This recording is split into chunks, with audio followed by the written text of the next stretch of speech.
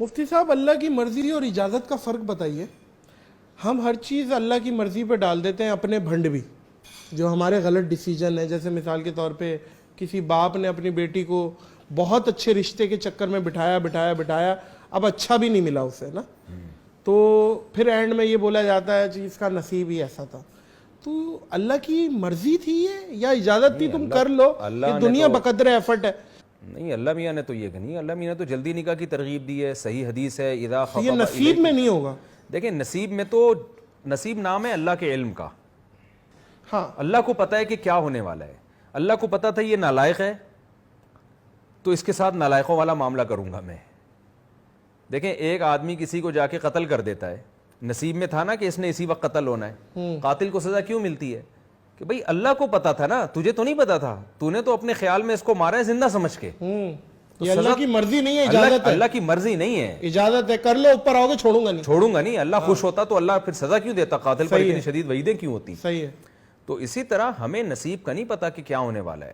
ہم سے ہمارے بارے میں پوچھا جائے گا کہ آپ نے، اب لوگ بچیوں کے رشتوں میں جو تاخیر کر رہے ہیں، اچھے اچھے رشتوں کا انکار کر رہے ہیں، تو نبی صلی اللہ علیہ وسلم کی حدیث ہے من خطب الیکم اذا خطب الیکم من ترضون دینہ وخلقہ فزوجوہ الا تفعلوا تکن فتنۃ فی الارض وفساد عریض.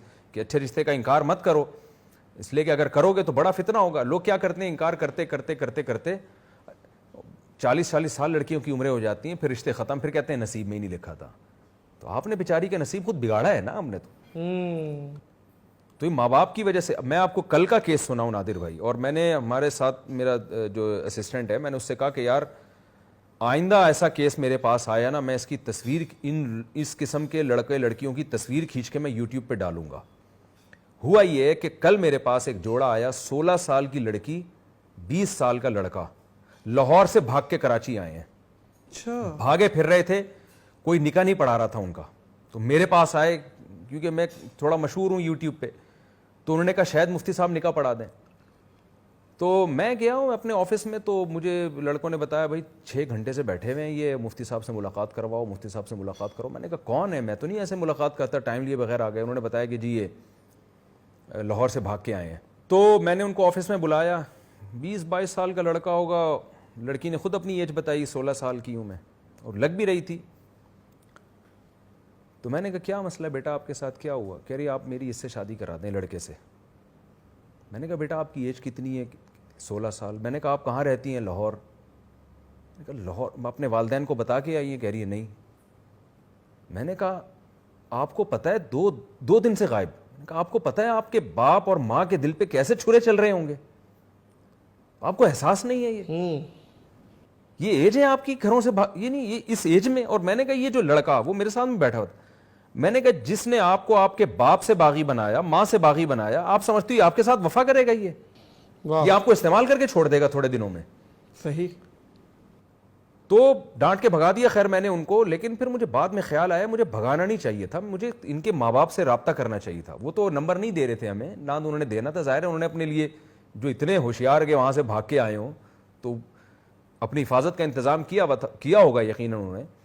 لیکن میں نے کہا کہ میں اب، مجھے کل یہ واقعہ ہوا ہے اور آج آپ کے ساتھ میں انٹرویو دے رہا ہوں، تو میں پھر آپ کے چینل کے توسط سے یہ بات اناؤنس کرنا مناسب سمجھتا ہوں. بڑا بہترین موقع اللہ نے مجھے دے دیا کہ آئندہ میرے پاس کوئی اس طرح کا جوڑا آیا نا، لڑکیوں کو بھگا کے، چاہے 20 سال کی لڑکی ہو، 22 سال کی لڑکی ہو، تو یہ خوب سمجھ لیں کہ میں اس کو سب سے پہلے تو میں تھانے میں رپورٹ کراؤں گا.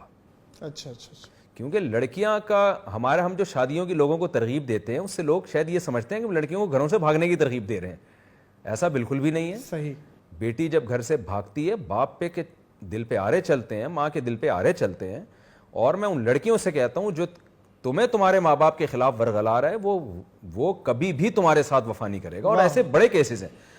1 سال پہلے لاہور سے کسی لڑکی کی کال آئی تھی کہ ایک لڑکا ہے میرے سے نکاح کرنا چاہ رہا ہے، میرا نکاح کرا دے. میں نے کہا میں نکاح کرانا تو دور کی بات، میں آپ کو خدا کا واسطہ دے کے کہہ رہا ہوں یہ آپ کے ساتھ کھیلے گا. نہیں مانا اس نے، کہیں چھپ کے کہیں نکاح کیا اس نے. پھر روتے ہوئے فون آیا 1 ہفتے بعد کہ مجھے اس نے جو بھی یوز کرتے ہیں لڑکے لڑکیوں کو، جو شادی کے بعد تو ظاہر ہے وہ حلال سمجھ کے اس لڑکی سے اپنی ڈیزائرز پوری کر رہا ہے. 1 ہفتہ اس نے میرے ساتھ جو کرنا تھا کیا، اس کے بعد ایسا غائب ہے کہ منظر پہ نہیں آ رہا. میں نے کہا میں نے آپ کو ڈانٹ کے نا، سختی سے میں نے ڈانٹا تھا اس لڑکی کو کہ یہ آپ کے ساتھ غلط کرے گا. تو یہ لڑکیاں بیوقوف بن جاتی ہیں. اب بنتی کیوں ہے یہ میں جو اصل بات بتانا چاہ رہا تھا.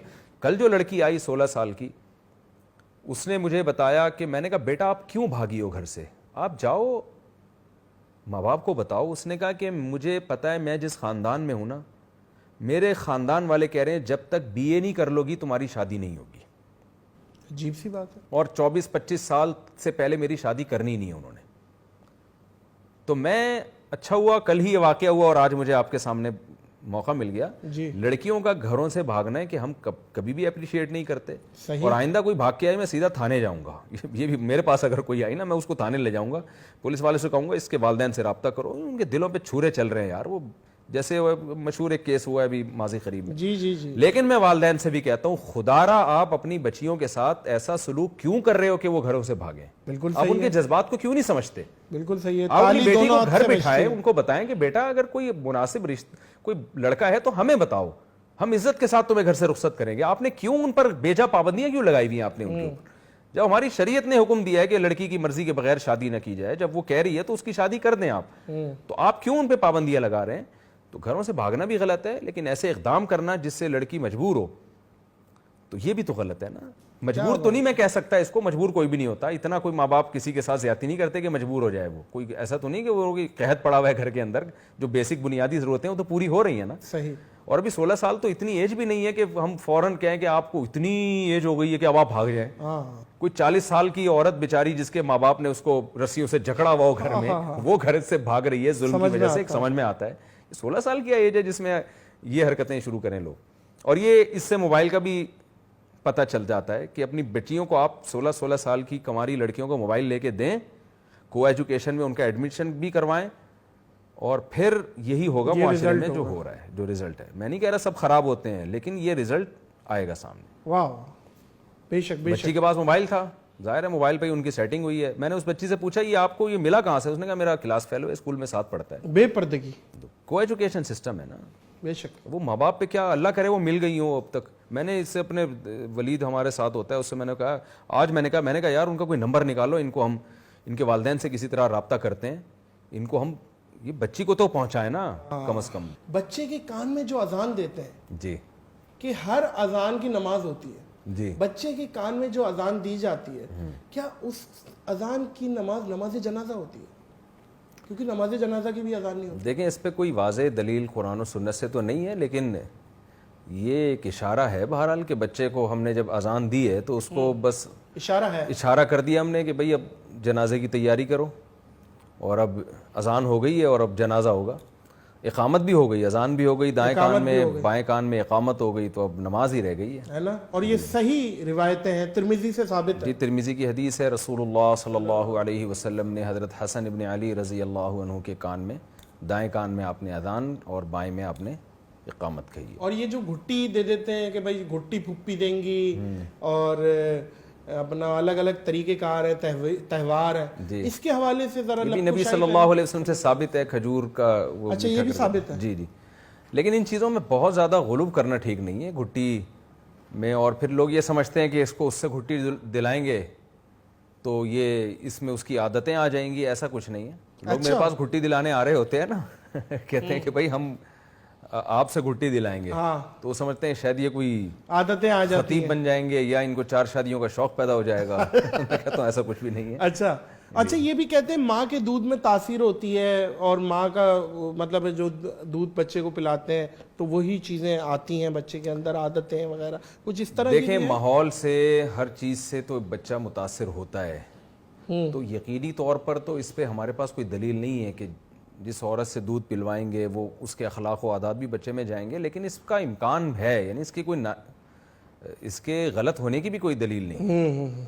تو اس کا ہمیشہ سے لوگ اہتمام کرتے رہے ہیں کہ بچے کو فیڈ کرائی جائے نیک پر, کیونکہ تبرک جو ہے, برکت, یہ تو بہرحال ایک ثابت شدہ چیز ہے نا. ہم تو یہاں تک لوگوں سے کہتے ہیں کہ قربانی میں جب آپ اپنا جانور ذبح کروائیں تو نیک آدمی سے ذبح کروائیں, اس سے گوشت میں انشاءاللہ اللہ سے امید ہے کہ برکت ہوگی, فائدہ ہوگا اس میں. قرآن نے یعنی قرآن و سنت میں منع ہے نا کہ آپ غیر مسلم کا ذبیحہ نہیں کھا سکتے. تو کوئی تو بات ہوگی نا کہ آپ جب جانور ذبح کر رہے ہیں تو ایک مسلم کے ذبیحے میں غیر مسلم کے ذبیحے میں فرق تو ہوگا نا. تو اس لیے دودھ پلانا یا کسی کے ساتھ رہنا تو اگر ماں نیک ہوگی تو اللہ سے امید ہے کہ انشاءاللہ اس کی نیکی کی برکتیں اس دودھ میں بھی ہوں گی اور اس بچے پہ بھی اس کے اثرات پڑیں گے.